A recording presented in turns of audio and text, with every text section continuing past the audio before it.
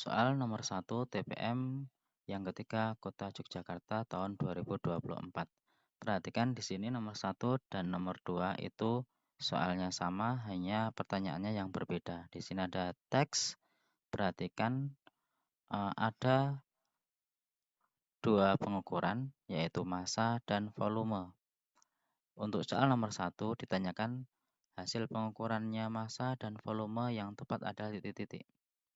Kalian bisa lihat di sini ada neraca yang ditunjukkan di sini ada bebannya itu menunjukkan ada di ketiga lengan gitu ya. Di skala yang pertama ini menunjukkan 0, kemudian yang kedua itu 100, kemudian yang ketiga itu 2, sehingga tinggal ditambahkan saja, maka masanya adalah 102 gram ya, 102 gram.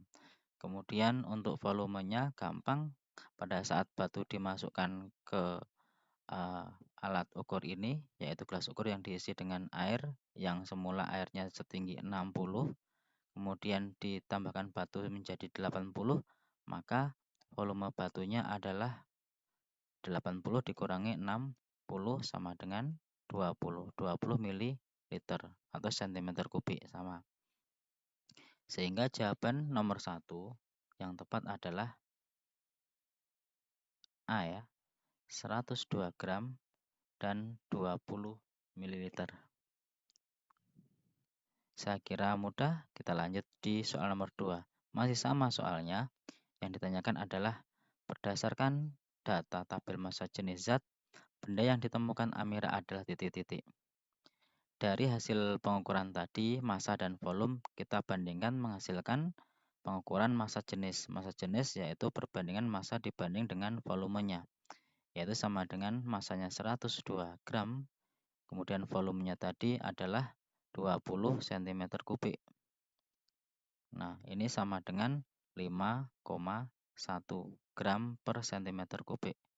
Di ini apa itu? Jadi zatnya adalah pirit, maka yang betul adalah D. Nomor 3, perhatikan teks berikut ini. Ada komposter untuk membuat kompos ya dari sampah rumah tangga. Di sini disajikan ada langkah-langkah atau cara membuat kompos dari langkah 1 sampai dengan langkah nomor 10.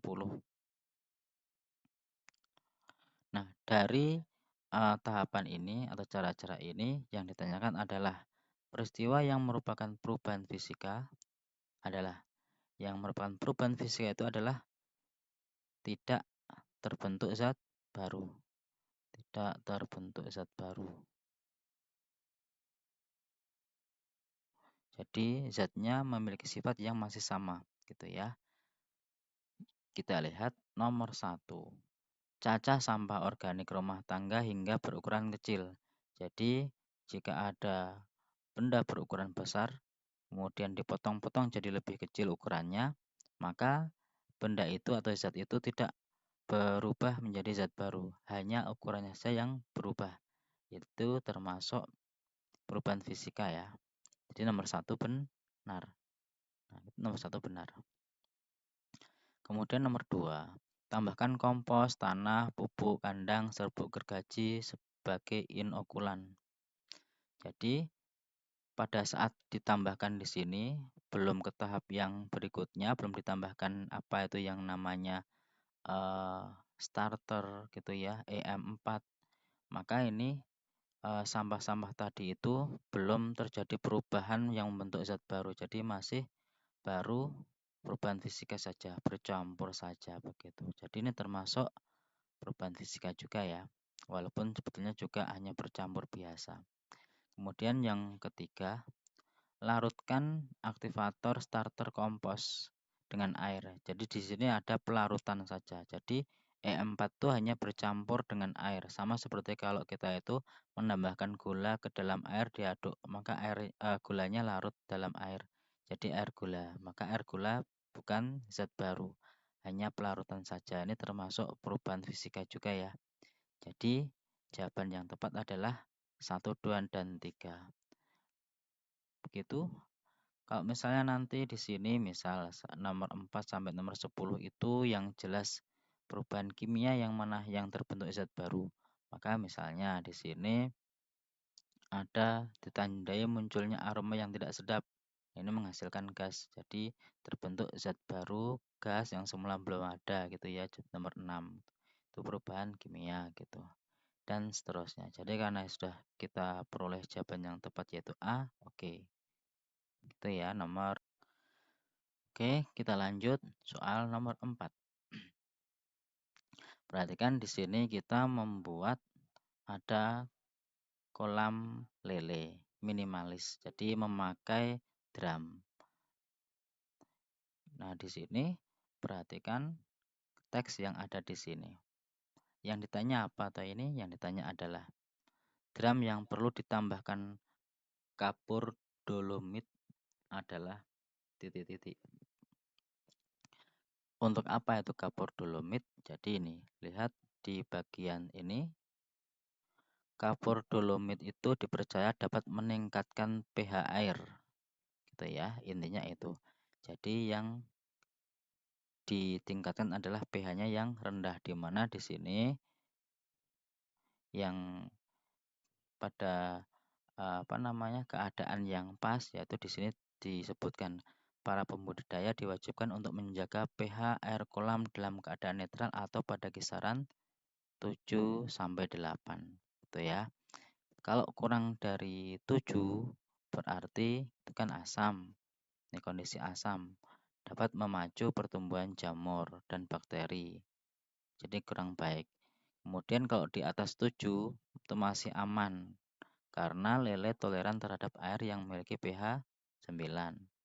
Nah, jadi ini menandakan bahwa ikan lele lebih toleran terhadap air dalam kondisi basah ketimbang pada kondisi asam.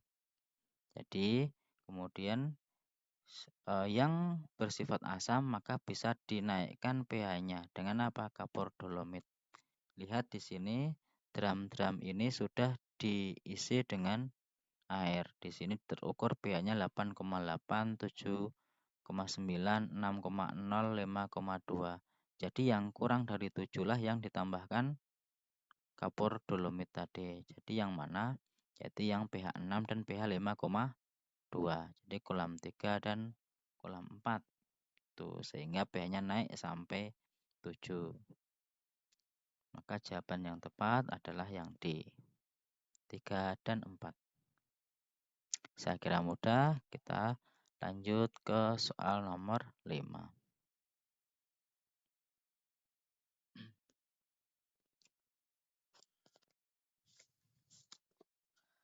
Perhatikan ada teks.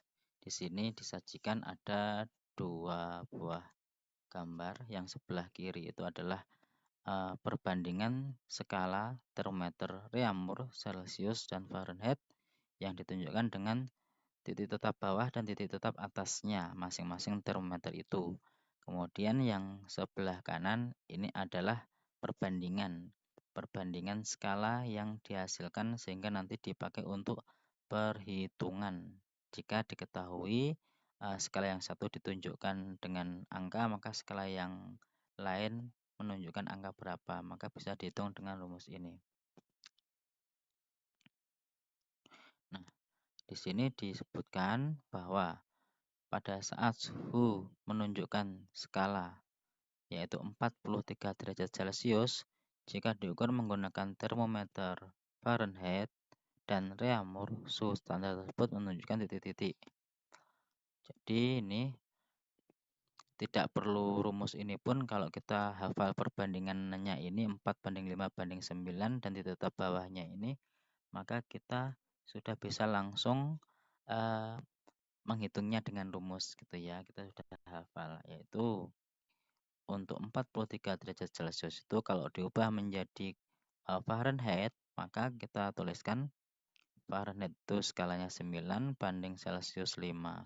Maka dikalikan dengan skalanya itu 43, kemudian ditambah titik tetap bawahnya termometer Fahrenheit 32. Gitu ya. Maka ini dikalikan dulu 9 kali 5 9/5 dikali 43. Kita hitung pakai kalkulator ini 77,4. Jadi besok pada saat ASPD pun ada fasilitas kalkulatornya biasanya di bawah gitu ya. Tinggal kalian pencet nih 9/5 kali 43 ketemu ini terus ditambah 32. Maka diperoleh hasilnya sama dengan 109,4 derajat Fahrenheit. Sudah ada ini ya jawabannya B. Kalau sudah ada jawabannya yang di sebelah kiri, maka sebelah kanannya nggak perlu dihitung gitu ya. Atau misalnya ini sama ya caranya, 43 derajat Celcius sama dengan 4/5 kali 43 sama dengan ini hasilnya itu 34,4 derajat Reaumur. Nah, kalau pakai skala yang atas ini bagaimana caranya? Nah, gampang aja ini ya. Tapi ini satu-satu nanti. Ini sekarang yang Celcius, yang di sini Fahrenheit dulu. Kemudian kalau sudah dimasukkan di sini, maka diganti yang ini yang Reaumur setelah itu gitu ya. Dimasukkan angka-angka di sini. Udah ketemu nanti. Berikutnya soal nomor 6. Melting snow. Oke. Silahkan bisa dibaca bacaannya dan kemudian dilihat pertanyaannya. Jika untuk kebutuhan minum dipanaskan 5 kg es yang bersuhu negatif 35 derajat Celcius sampai menjadi air mendidih bersuhu 87 derajat Celcius, maka kalori yang diperlukan untuk mencapai suhu tersebut adalah titik-titik. Di sini dari negatif 35 derajat Celcius sampai 87 derajat Celcius itu mengalami 3 perubahan. Yang pertama yaitu kalori yang pertama itu mengubah es yang suhunya negatif 35 menjadi air 0 derajat Celcius. Gitu ya. Itu kemudian yang kalori yang kedua mengubah dari ini masih es 0 derajat Celcius, mengubah es menjadi air 0 derajat Celcius. Kemudian yang kalori yang ketiga dipakai untuk menaikkan suhu dari air 0 derajat Celcius menjadi air sampai suhunya tadi ini 87 derajat Celcius. Jadi ada 3 perubahan. Maka Q1, Q2, Q3 kita hitung semuanya baru ditambahkan. Jadi Q totalnya sama dengan Q1 tambah Q2 ditambah Q3. Q1 ini suhunya naik dari es negatif 35 menjadi 0 derajat. Maka ini rumusnya M kali C kali delta T. Ini masih wujud es ya, es. Kemudian Q2 itu mencair atau melebur M kali L. Kemudian yang ketiga M C delta T. Kalau jenis air ini sudah air suhunya naik. Kita masukkan datanya. Masanya 5 kg. Karena di sini dalam kalori ya, kalori per gram derajat Celcius, lihat satuan kalori jenisnya, maka yang kilogram diubah menjadi gram.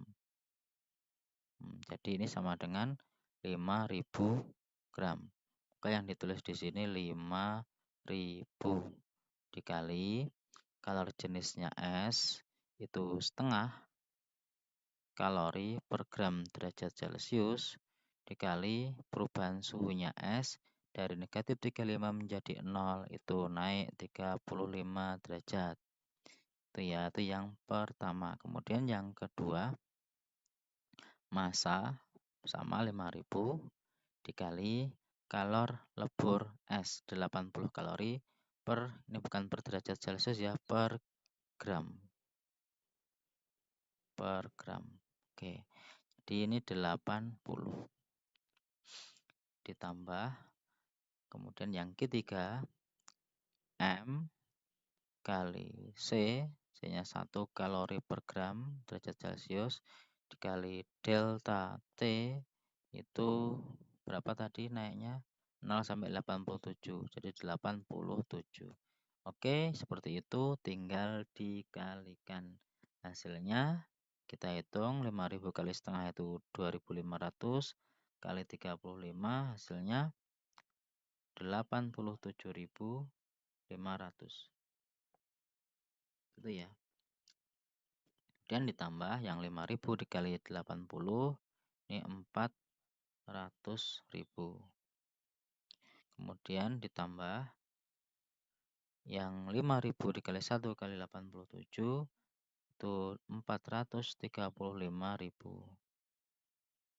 Nah, jadi kita peroleh ditambahkan semuanya ini yang belakang 500. Yang ini 400 tambah 400 800 35 tambah 87 itu sama dengan 122 ya. Jadi ditambahkan 922.500 kalori. Kemudian diubah menjadi kilokalori, maka dibagi 1000, maka di koma di sini 922,5 kilokalori. Ini jawabannya, jadi jawabannya adalah yang D. Soal nomor 7, perhatikan di sini ada materi tentang kelajuan dan kecepatan. Nah, apa itu? Di sini dikatakan bahwa kelajuan adalah jarak yang ditempuh setiap satuan waktu. Jadi kelajuan itu jarak dibagi waktu. Kemudian kecepatan adalah kecepatan itu perpindahan yang ditempuh setiap satuan waktu. Jadi kalau saya tuliskan untuk kelajuan itu sama dengan jarak per waktu. Sedangkan kecepatan itu sama dengan perpindahan dibagi dengan waktu. Itu ya. Apa itu jarak? Di sini jarak itu adalah panjang lintasan yang ditempuh. Kalau perpindahan itu di sini dikatakan perubahan posisi awal ke posisi akhir. Nah, berikut ini adalah analisis terhadap gerakan Jeno dan Renjun. Lihat, Jeno dan Renjun mulai berlari dari titik A, dari sini. Tapi arahnya berbeda ini. Untuk Jeno melintasi A, B, C, D. Di sini ke sana dari A, kemudian B, C, ke D. Sana ya yang biru ini. 400, 400, 400 itu yang dilalui oleh Jeno. Kemudian yang satunya lagi Renjun menempuh lintasan AED yang merah ini. Dari A kemudian ke E ke D. Jadi bertemunya di D. Awalnya di A, ketemunya di D. Nah, sekarang perhatikan nomor 1 ini. Kecepatan rata-rata Jeno lebih besar daripada Renjun. Kita hitung ya untuk kecepatannya V. Rumusnya sama V S per T semuanya. Jadi yang ini V-nya Jeno sama dengan, ingat kecepatan berarti perpindahan dibagi waktu. Perpindahannya dihitung. Berapa perpindahannya? Ada yang bisa membantu? Berapa perpindahannya si Jeno?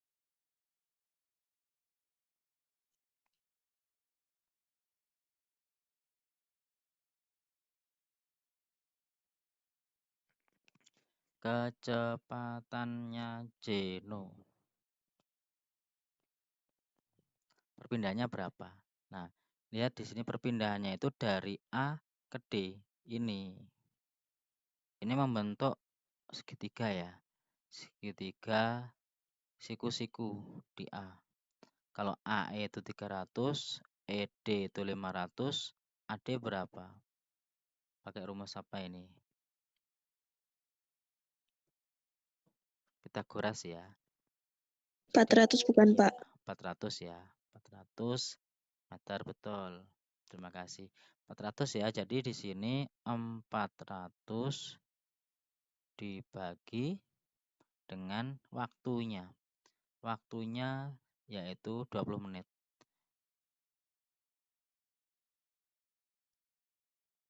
Oke, karena kita membandingkan maka nggak perlu mengubah satuan-satuannya. Untuk yang Jeno tadi ini meter, di bawah itu menit, ya meter per menit nggak masalah. Menit gitu ya. Oke, ini hasilnya 20. Oke, kemudian sekarang yang kecepatannya si Renjun ya. Kecepatan tuh perpindahan per waktu. Perpindahannya bagaimana? Sama ini perpindahannya. Karena perpindahannya sama, waktunya juga sama, hasilnya pun juga sama. Jadi ini kalau lebih besar berarti salah ya. Oke, jadi salah yang nomor 1. Nah, kemudian yang nomor 2 berarti yang benar. Kecepatan rata-rata Jeno sama dengan Renjun yaitu 20 meter per menit. Oke. Kalau diubah mau ke meter per sekon ya boleh. Kilometer per jam juga boleh, tapi karena hanya membandingkan nggak perlu diubah satuannya. Kemudian yang ketiga nih, kelajuan rata-ratanya. Sekarang yang dicari kelajuannya. Yang ketiga ya. Sama V Gino sama V Renjun, tapi yang kelajuan itu jarak dibagi waktu. Nah, jaraknya berarti untuk yang Geno 400 tambah 400 tambah 400 jadi 1200 meter. Kemudian waktunya 20 menit. Hasilnya 60 meter per menit. Tuh. Kemudian yang satunya lagi yang si kecepatan Renjun yaitu jaraknya dari AE tambah ED 300 tambah 500. Ini jaraknya yaitu 800 meter dibagi 20 menit sama dengan 40 meter per menit. Gitu ya. Maka di sini kalau sama salah ya, sama salah. Jadi yang benar yang nomor 4. Kelajuan rata-rata Geno lebih besar daripada Renjun. Jadi 60 lebih besar dari 40. Maka jawabannya 2 dan 4. D. Soal nomor 8, di sini ada teks, ada truk kontainer. Truk peti kemas atau truk kontainer, yaitu kendaraan pengangkut peti kemas terdiri dari penarik dan kereta tempelan. Nah, di sini truk kontainer tanpa beban, yaitu hanya truknya saja. Di sini nggak pakai di atasnya itu masanya 12 ton. Saya tuliskan di sini ya, masanya 12 ton. Kemudian truk dengan beban maksimum mempunyai massa 24 ton. Seperti gambar ini truk dengan beban maksimum massanya 24 ton. Saya tulis M2 ya, 24 ton. Nah, di sini disajikan ada literasi tentang materi percepatan yaitu hukum kedua Newton. Rumusnya A sama dengan sigma F per M. Nah, pernyataan berikut yang benar jika gaya mesin yang diberikan sama adalah titik-titik. Jadi di sini yang atas dan yang bawah diberi gaya yang sama F. Nah, sehingga karena ada F, maka timbul A. Bendanya bergerak ya dengan suatu percepatan, yaitu F dibagi M-nya itu. Pertanyaannya adalah, nggak kelihatan gambarnya. Nah, Kita selidiki satu-satu ini. Yang A, percepatan truk tanpa beban di yang atas setengah kali percepatan truk dengan beban maksimum. Artinya kalau yang A ini mana yang lebih cepat? Kok ini setengah kalinya? Tanpa truk harusnya lebih cepat dibandingkan tanpa beban harusnya lebih cepat ya, percepatannya lebih besar dibandingkan dengan beban maksimum. Maka di sini kebalik ya, bukan setengah kalinya. Salah. Harusnya ini malah lebih cepat, lebih besar dari 1 kali. Jadi yang A salah. Kemudian yang B, percepatan truk tanpa beban 2 kali percepatan truk dengan beban maksimum. Nah, jadi ini yang benar. Kita bisa lihat alasannya dengan menghitung.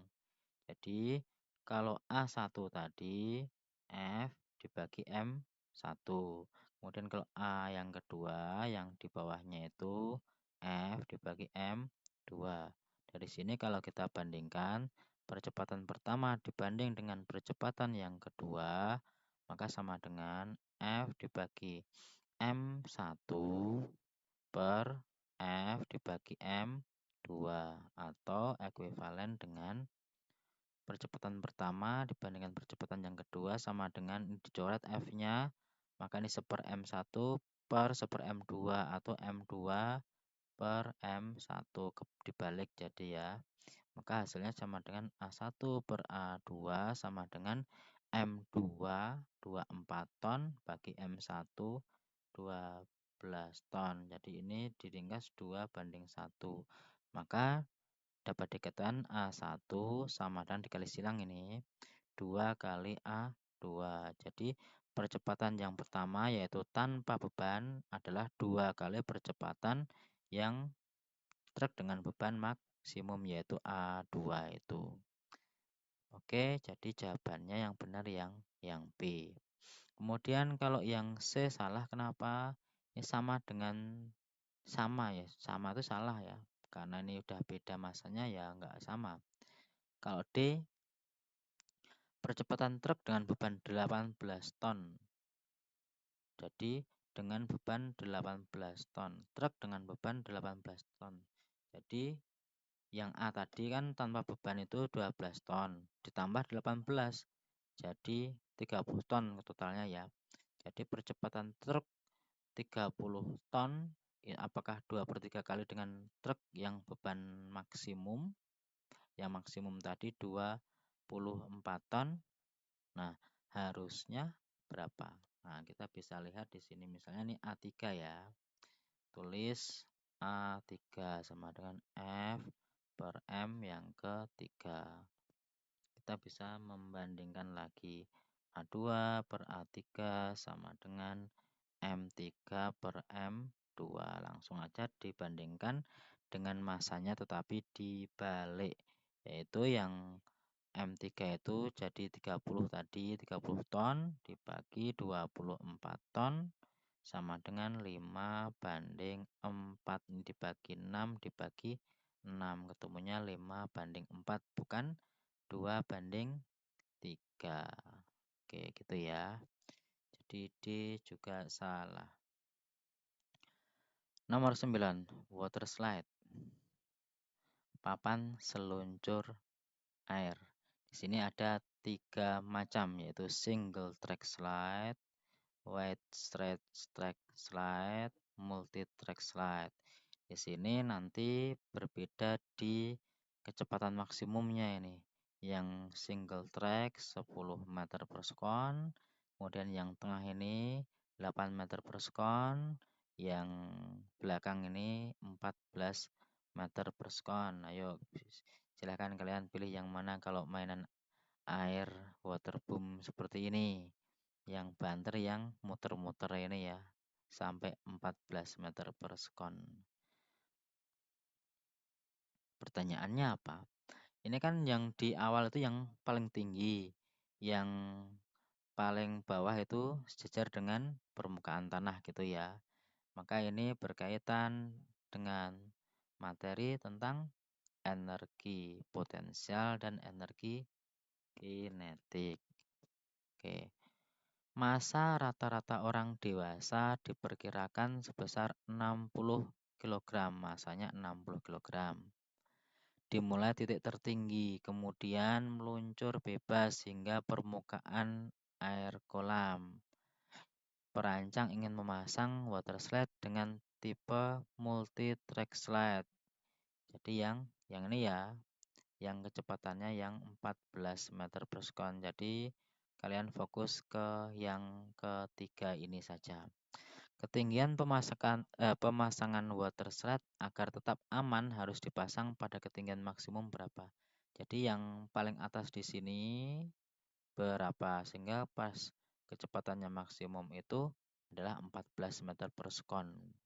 Kalau lebih tinggi lagi pastinya lebih besar kecepatannya nanti. Maka kecepatan paling tinggi itu pasti setelah sampai di paling bawah. Jadi energi kinetik maksimum itu di paling bawah, yaitu di sini dengan kecepatannya 14 meter per second. Ini sama dengan EP-nya di bawah 0 ya. Maka sama dengan energi potensialnya di atas yang maksimum pada saat di atas. Maka EP maksimum sama dengan EK maksimum di bawah. Kita bisa hitung nih. Energi potensial maksimum yaitu M kali G kali H sama dengan nggak tahu ini EP-nya berapa, tapi EP-nya itu sama dengan EK maksimum. Maka kita hitung dulu EK-nya. Nah, jadi di sini saya tulis EK setengah MP kuadrat. Setengah dikali 60 dikali kecepatannya maksimum 14 kuadrat. Ini dicoret, ini 30 dikali 14 kuadrat. 196. 196 kali 30. 5.880 joule ya. Ini EK maksimum sama dengan EP maksimum di atas, yaitu di sini. Ini sama 5880 sama dengan massa 60 kg, gravitasi 10 dan H ketinggian. Sehingga kita bisa hitung H sama dengan 5880 dibagi 600. Nah, ketemu H sama dengan 9,8 meter. Ini masih pendek ya, 9 meter itu 10 meter itu masih rendah. Oke.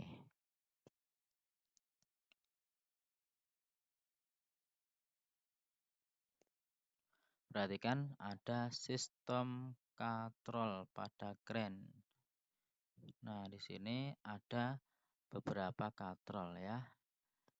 Berarti ini materi tentang katrol, itu pesawat sederhana digabungkan dengan usaha. Ini usaha memindahkan mobil dari bawah ke atas yang terjurang ini ya.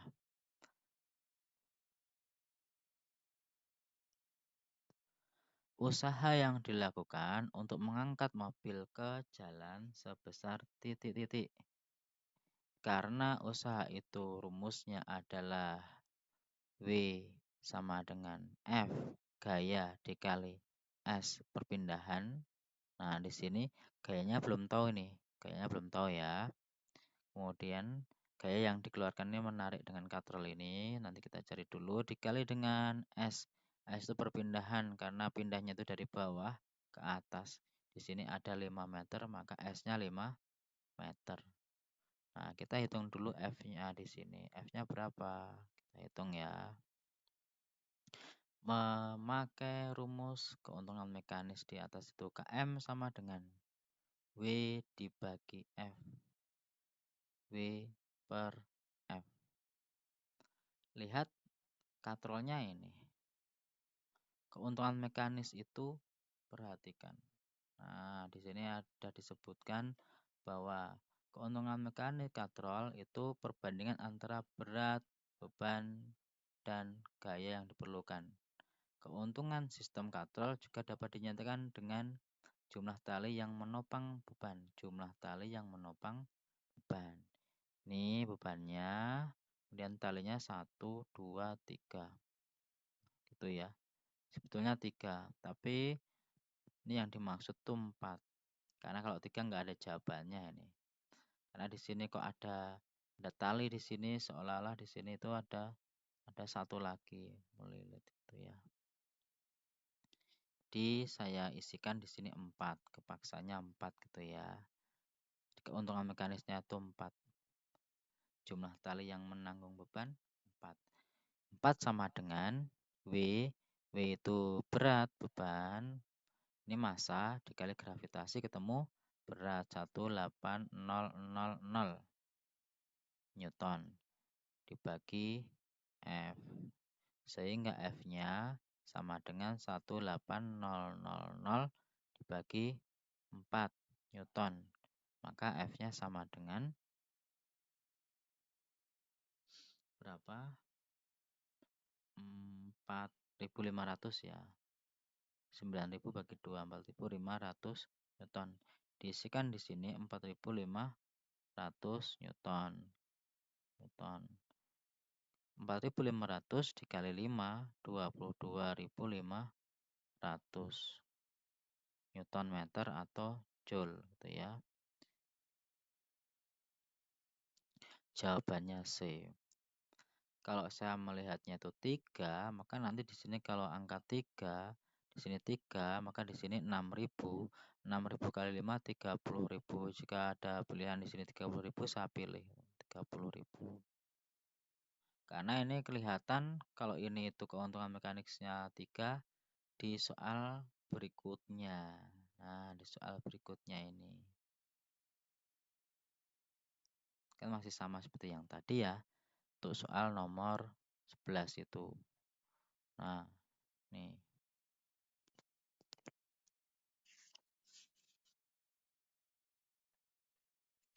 Lanjut untuk soal nomor 11. Dua buah kren mempunyai dua jenis sistem katrol seperti pada gambar. Bedanya apa?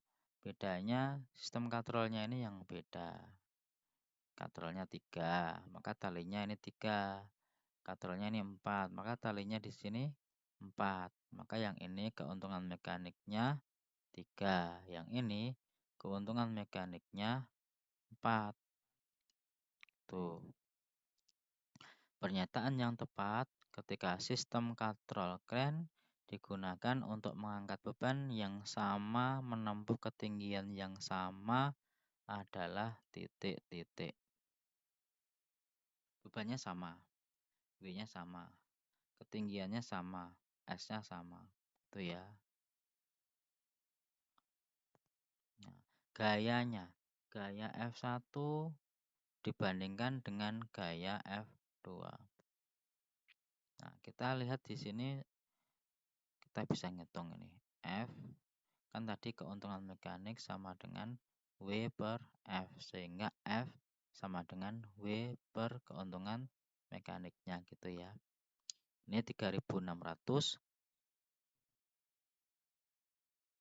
dibagi 3, 1200 Newton gitu. Yang ini F sama dengan 3600 dibagi keuntungan mekaniknya 4 sama dengan 900. Oke, maka kita bandingkan F1 lebih besar daripada F2. Maka gaya F1 lebih besar daripada gaya F2. Sehingga kalau kita memilih membandingkan, ini ditarik F2-nya itu lebih ringan gitu ya dibandingkan yang F1-nya. Ini ringan. Ada yang mau ditanya sampai di sini?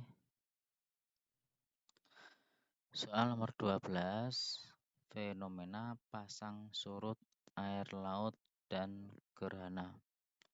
Perhatikan di sini kalian bisa baca fenomena pasang surut air laut dibedakan menjadi dua jenis, yaitu pasang purnama dan pasang perbani. Nah, pasang purnama terjadi ketika bulan dan matahari berada pada arah yang sama. Di nomor 1 dan nomor 3 ini menyebabkan pasang purnama. Kemudian posisi tersebut menghasilkan gelombang pasang yang sangat tinggi. Ini gelombangnya tinggi. Ini ya. Kemudian pasang purnama terjadi ketika fase bulan baru dan fase bulan purnama. Oke, 1 dan 3. Sekarang yang pasang perbani terjadi ketika posisi bumi, bulan, dan matahari membentuk sudut tegak lurus atau 90 derajat, yaitu ketika di nomor 3 dan nomor 4 posisi bulannya. Ini menyebabkan pasang perbani. Nah, pada waktu tersebut terjadi pasang dan surut tapi tidak sebesar pasang purnama. Nah, gampang ya. Terus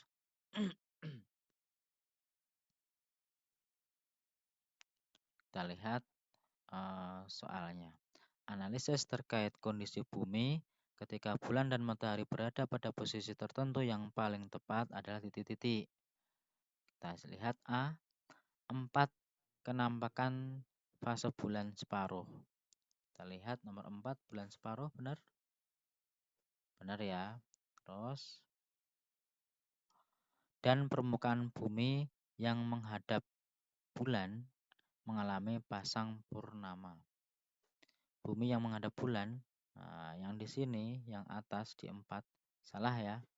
Jadi ini pasang perbani. Yang ketiga sekarang, yang B. Yang nomor 3, bulan masuk ke dalam bayang-bayang bumi.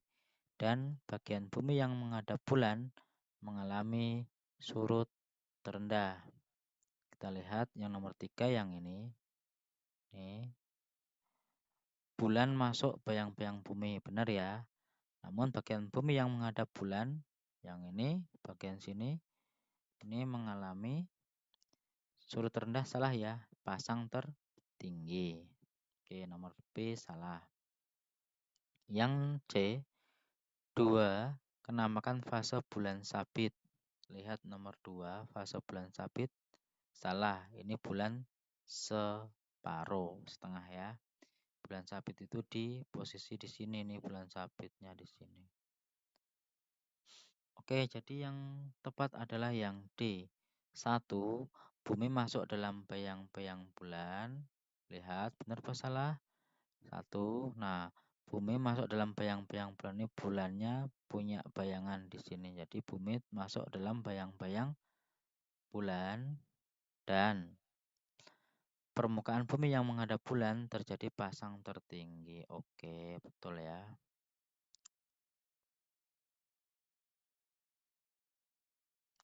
Berikutnya, soal nomor 13.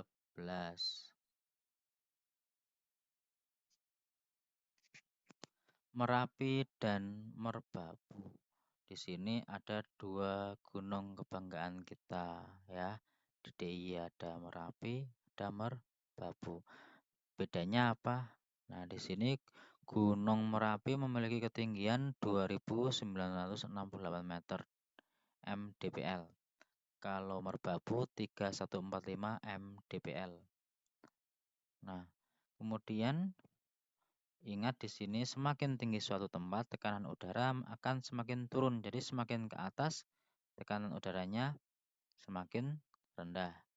Yaitu setiap naik 100 meter dari permukaan laut, tekanannya turun 1 cm Hg. Posisi ketika berada di ketinggian 0 atau di permukaan laut itu adalah tekanannya 76 cm Hg. Nah, kemudian kita bisa menghitung setiap ketinggian dari permukaan laut itu menggunakan rumus ini untuk menentukan tekanan udaranya.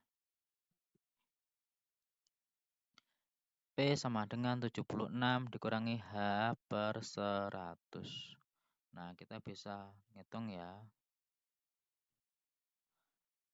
Manakah kesimpulan yang tepat? Nomor 1. Tekanan udara di puncak Merapi lebih rendah dibandingkan tekanan udara di puncak Merbabu.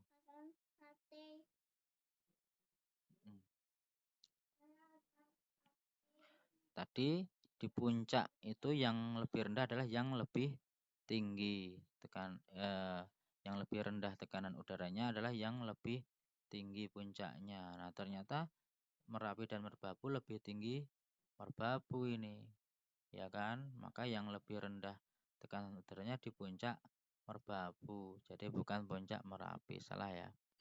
Kemudian yang nomor 2, tekanan udara di Gunung Merapi dan Gunung Merbabu sama pada ketinggian 500. Ya, benar ya. Dimanapun pada ketinggian yang sama, maka tekanan udaranya ya sama. Nah, jadi kalau dihitung berapa tekanan udara di 500 mdpl, P sama dengan 76 dikurangi 500 per 100. Rumusnya dipakai ini. Dengan H500 sama dengan 76 dikurangi 5, 71 cmHg. Nah, pada ketinggian 500 mdpl tekanannya 71 cmHg. Nomor 2 benar ya, satu salah. Nomor 3 dan nomor 4 ini, kalau 3 benar, 4 salah, atau 3 salah, 4 jadi benar. Tekanan udara di puncak Gunung Merapi adalah, kita masukkan saja di rumus di sini, P Merapi 76 dikurangi puncaknya tadi 2968 2968 dibagi 100 sama dengan 76 dikurangi 29,68. Tinggal dikurangkan saja, maka hasil perhitungannya berapa ya? Yaitu 4, mana? Tak orek-orek dulu deh.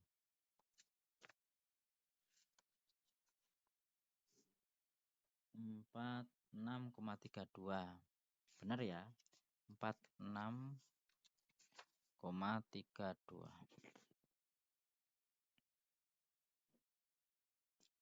Oke, 3 benar berarti 2 dan 3. Ini satu tadi salah.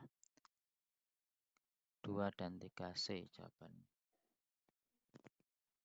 Kalian bisa hitung lagi saja sendiri untuk yang Gunung Merbabu ya. Bener nggak hitungannya ini? Saya hitung salah, jadi nggak usah salah, lanjut aja. Udah jelas ya yang penting. Oke, seperti itu. Baik, soal nomor 14 tentang getaran pada pegas. Perhatikan ini, pegas tambah beban, sekian. Setelah diberi beban, maka akan turun sekian.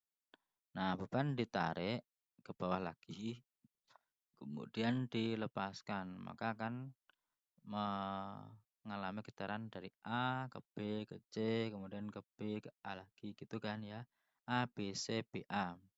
Itu waktu satu getaran. Waktu satu getaran namanya periode. Oke, kalau jumlah getaran tiap detik namanya frekuensi.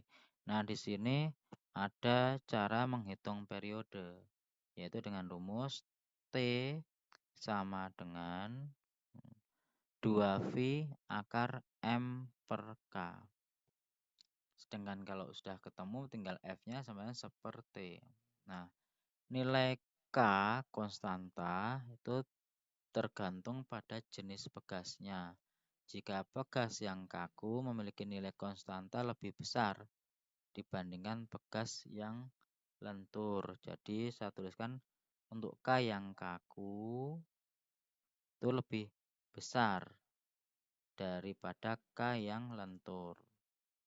K yang ini, yang per K di sini, yang K itu namanya konstanta. Untuk yang kaku nilai K-nya lebih besar. Seperti ini ya, bekas lentur, bekas kaku.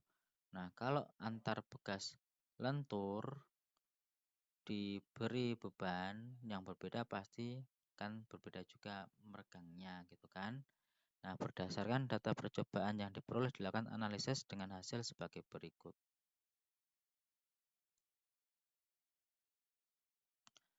1.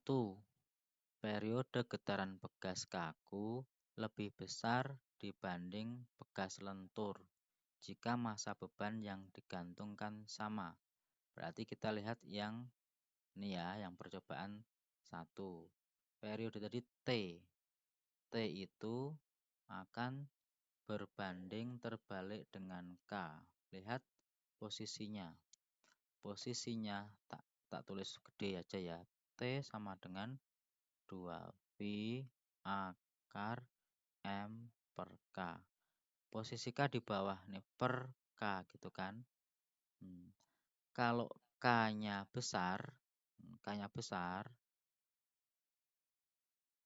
nanti menjadi T-nya kecil karena berbanding terbalik. Sekarang lihat. Periode getaran bekas kaku, periodenya lebih besar. Benar apa salah? Nah, kaku itu K-nya besar. Yang kaku K-nya besar, maka periodenya kecil. Jadi kalau lebih besar, salah. Oke, nomor 2. Frekuensi getaran bekas kaku lebih besar. Nah, karena F itu sama dengan kebalikan dari T, jadi seperti T, maka kalau seperkecil menjadi besar, maka frekuensinya justru yang besar. Yang kaku frekuensinya besar. Nah, T kecil maka F-nya besar. Jadi yang nomor 2 betul. Yang nomor 3, periode getaran bekas lentur dengan massa beban 100 gram lebih kecil jika dibandingkan dengan bekas lentur dengan massa beban 250 gram. Sekarang yang dibandingkan massanya. Jadi di sini periodenya T sama dengan 2V akar M per K. Lihat M-nya di atas, T-nya juga di sini. Maka kalau seperti ini rumusnya, maka ini sebanding. Kalau M-nya besar, maka T-nya juga besar. Jadi ngikut ya. Di sini yang lentur dengan massa 100 ini lebih kecil. Ingat periode yang 100 gram itu lebih kecil. Kalau yang atas kecil, maka T-nya juga kecil. Nah, gitu ya. Jadi lebih kecil benar. Jadi yang ketiga benar. Kalau besar, maka ya besar. Kalau kecil, ya kecil. Periodenya. Kalau frekuensinya kebalikannya. Frekuensi itu kan T. Maka frekuensi getaran bekas lentur dengan massa 100 gram bukan lebih kecil, tapi nanti jadi lebih besar jika dibandingkan dengan bekas lentur dengan massa beban 250 gram. Jadi yang betul adalah jawabannya 2 dan 3. C ya. Oke, ternyata waktunya sudah menunjukkan jam segitu. Oke, saya sampaikan mungkin ini yang terakhir jadinya. Soal nomor 15. Enggak sampai ada yang hitungan ini ya. Apa yang alat optik dan listrik. Oke, enggak apa-apa ya. Soal nomor 15. Butuh kecermatan lagi ini nomor 15. Kecapi. Di sini ada senar atau dawai. Nah, kecapi alat musik petik tradisional dari Jawa Barat. Lihat. Nah, Kang Asep mendapati dawai 1, 2, 3, 4 menghasilkan nada diperkirakan tidak sesuai. Dawai 1 dan 2 identik. Karena berdekatan kan ya. Dan mempunyai panjang yang berbeda tetapi menghasilkan nada yang sama. Harusnya kan beda karena panjangnya beda gitu. Seharusnya dawai 1 mempunyai nada yang lebih tinggi dari dawai 2. Oh iya, pada kecapi tersebut dawai 2 mempunyai nada yang sudah sesuai. Nah, nada 3 lebih tinggi dari nada dawai 4. Sudah sesuai dengan settingan kecapi jika tidak jadi tidak perlu diubah. Nah, berikut ini analisis peristiwa persiapan Kang Asep pada kecapinya. Nomor 1. Oh, di sini ada ketentuannya di atas ya. Maaf saya tadi kelupaan. Penentuan nada pada kecapi mengacu pada hukum Mersenne tentang frekuensi pada dawai. Jadi F itu sama dengan tulisan gede F sama dengan 1/2 L akar dari F per rho kali A.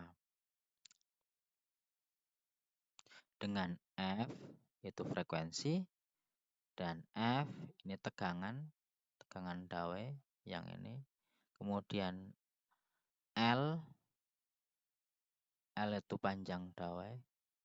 Kemudian A luas penampang dawai dan rho ini adalah jenisnya dawai. Masa jenisnya dawai.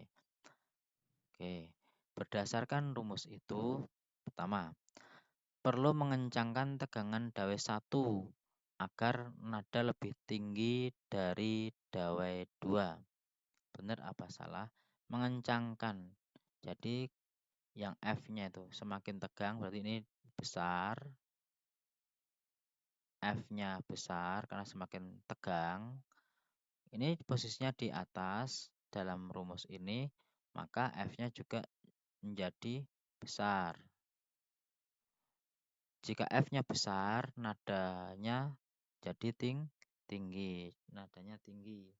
Maka yang nomor 1 benar. Oke. Nomor 2. Perlu mengendurkan tegangan dawai 2 agar mempunyai nada lebih rendah dari dawai 1.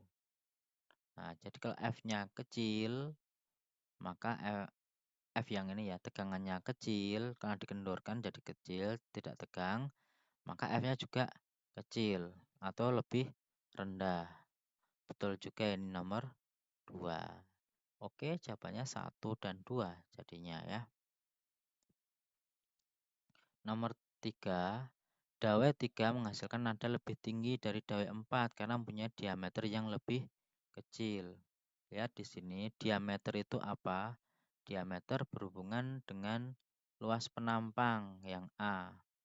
Nah, kalau A-nya kecil, maka F-nya besar, gitu ya. Nih, dawai 3 menghasilkan nada lebih tinggi. Diameternya kecil.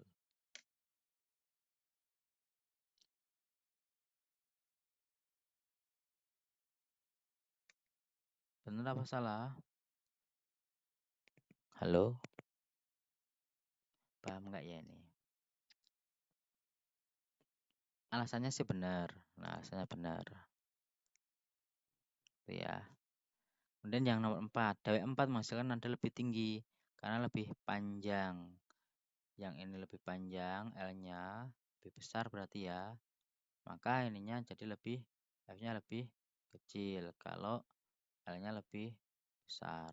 Jadi nomor 4 kurang tepat. Oke. Maka jawabannya yang lebih tepat 1 dan 2 apa 1 dan 3? Silakan diberi komentar. Saya nggak jawab dulu deh. Dipikirkan dulu ya. Ada 1, 2, 1 dan 3.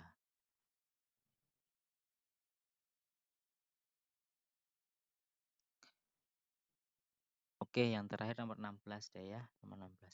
Yang membuat bayangan yang diperkecil. Perhatikan langsung ke percobaannya di bawah lah ini. Excel dan teman-temannya melakukan percobaan pembentukan bayangan pada cermin cekung dengan sampai mana tadi saya baca dengan cara mengubah-ubah posisi cermin, lilin, dan layar hingga diperoleh bayangan yang jelas di layar. Kayak gini ya, ini lilinnya diletakkan 8 cm di depan cermin cekung menghasilkan bayangan terbalik di sini pada jarak 24 cm. Dari ini maka kita bisa peroleh apa? Kita bisa memperoleh nilai ada SO-nya, ada SI-nya, maka kita bisa memperoleh jarak fokusnya F. 1/F sama dengan 1/SO tambah 1/SI. Sama dengan 1/8 tambah 1/24. Maka diperoleh 1/F sama dengan 3/24 ditambah 1/24 sama dengan 4/24. Jadi diperoleh F sama dengan 24 bagi 4, 6 ya, 6 cm F-nya. Oke, 6 cm. Kemudian dengan menggeser cermin, lilin, dan layar dari posisi sebelumnya, jadi yang gambar B sekarang, menemukan bayangan lebih kecil seperti ditunjukkan pada gambar B. Bayangan seperti gambar B didapatkan dengan cara titik-titik.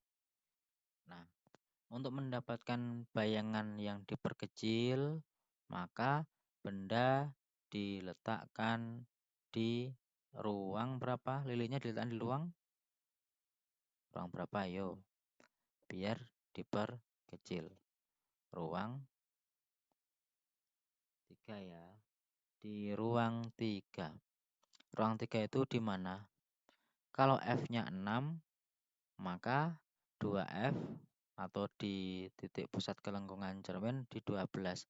Maka ruang 3 lebih dari 12, yaitu lebih dari 12 cm itu di ruang 3. Maka kalau kita nggak perlu ngitung, maka tinggal geser saja melebihi 12 cm jarak bendanya. Nah, sekarang dilihat nih yang A ya. Yang A menggeser lilin 4 cm, berarti lilinnya sekarang di posisi berapa? 8 cm ditambah 4 di posisi 12 cm. Kalau di 12 cm nanti nyata terbalik sama besar. Kalau apa?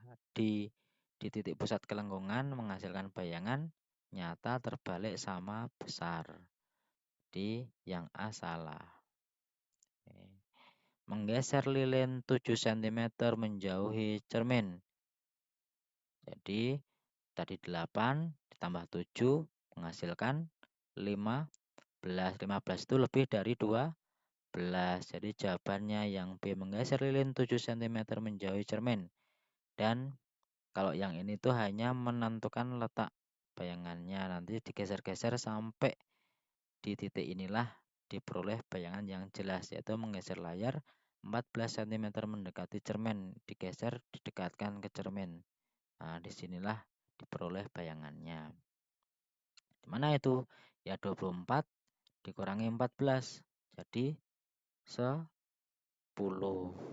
Kita bisa ngecek ini 7 dan 14 ini, maka yang 7 membuat SO-nya menjadi 8 tambah 7, 15 cm. Kalau yang 14 ini membuat SI-nya menjadi 24 kurang 14, 10 cm. Kalau dimasukkan ke rumus nanti ketemu F-nya 6. Boleh diorek-orek di sini ya. Oke. Misal F-nya berapa? F-nya 6. 1/15 tambah 1/10. Bener ya? Oke, udah bener. Silahkan dilanjutkan sendiri kalau nggak percaya.